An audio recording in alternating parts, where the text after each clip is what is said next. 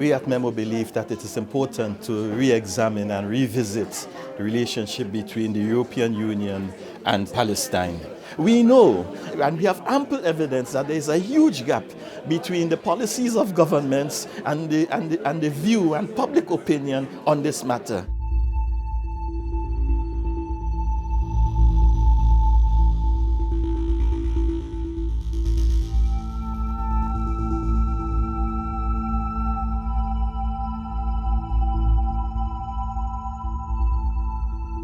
There was a severe lack of mechanisms of assessment for understanding where the Palestinian issue is situated and understood across Europe. There are a lot of challenges facing the movements supporting Palestine these days, especially after the new legislations in some different European countries and in the United States, of course. Also, the new definition of anti-Semitism, maybe this is a big issue for those who support the Palestinian human rights.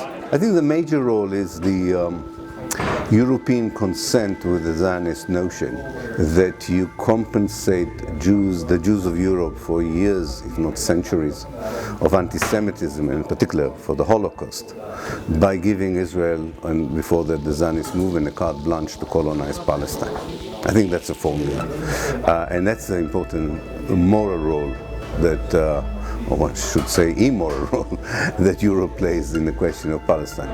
It's changed the whole dynamic around what we understand anti-Semitism to be, because if the crucial thing is that if you're a friend of Israel, then everything's okay, you can say nasty things about Jews in your own country, and Israel won't do anything because Netanyahu values that friendship, then how does that affect the whole struggle against anti-Semitism? I think it's very important to inform people and make the distinction between anti-Zionism and anti-Semitism. The nationalist project, the Zionist project, is a colonial project that comes out of Europe. So I guess there's also that historical responsibility. We can talk about the mandate, we can talk about 1948, of what legitimized and made this a normal project, and said colonialism was continuously okay. You are here on a daily basis observing this violence. What is the European Union doing? Right? And their response is, oh, the European Union police mission is not here to comment on Israeli policing practices. Israel operates in an isolationist kind of way in terms of, like, when it's suitable for them to have friends in Europe, they have friends in Europe. When it's suitable for them to have friends in the US, they have friends in the US.